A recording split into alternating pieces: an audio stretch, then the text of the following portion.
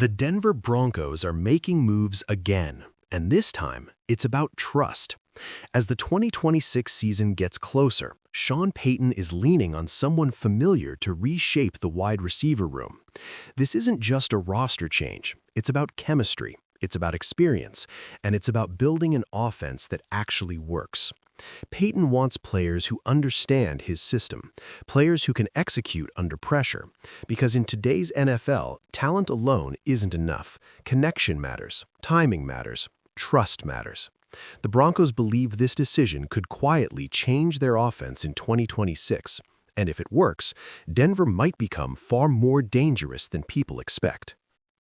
The Denver Broncos are entering the 2026 season with a sense of urgency that feels both calculated and deeply personal as head coach Sean Payton continues shaping the roster in his own image.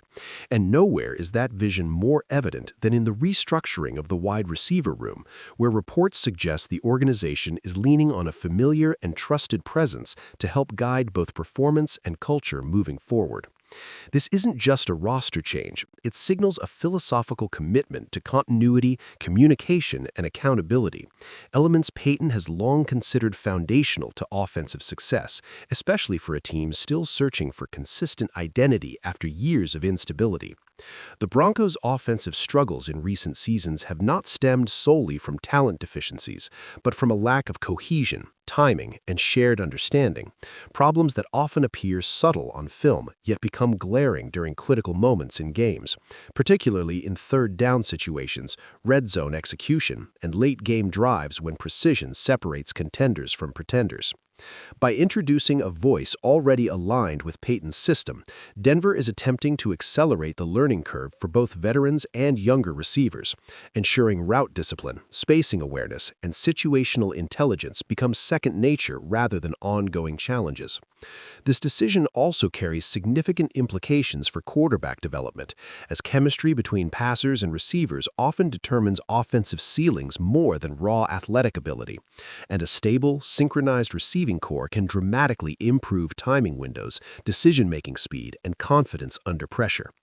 From a strategic perspective, Payton's offense thrives when receivers understand not only their assignments, but the intent behind each concept, allowing adjustments on the fly based on defensive leverage, coverage rotation, and game flow, something that cannot be easily taught through playbooks alone and instead requires mentorship from voices players trust. The potential ripple effects extend into roster construction as well, influencing recruitment priorities, draft evaluations, and free agency decisions, because a clearly defined offensive identity makes it easier to target players who fit specific roles rather than chasing general talent, which often leads to mismatched personnel.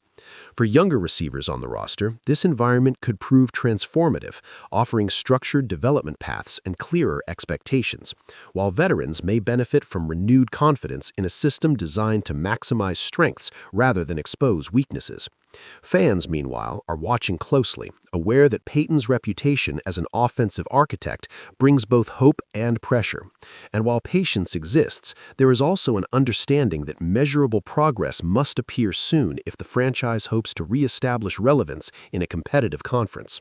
The psychological component cannot be ignored either, as teams often respond strongly to leadership stability, and a trusted presence within position groups can influence locker room morale, accountability standards, and competitive intensity during practices, all factors that eventually translate to game day performance. Looking ahead to the 2026 season, projections for Denver's offense remain cautiously optimistic, with analysts noting that improved receiver cohesion could unlock more aggressive play calling, expand vertical threats, and create better balance between run and pass schemes, forcing defenses to defend the entire field rather than keying on predictable tendencies. If that evolution materializes, the Broncos could shift from a team defined by inconsistency to one capable of sustained drives and explosive moments, a combination necessary for postseason relevance. Ultimately, this move reflects a broader truth about modern football.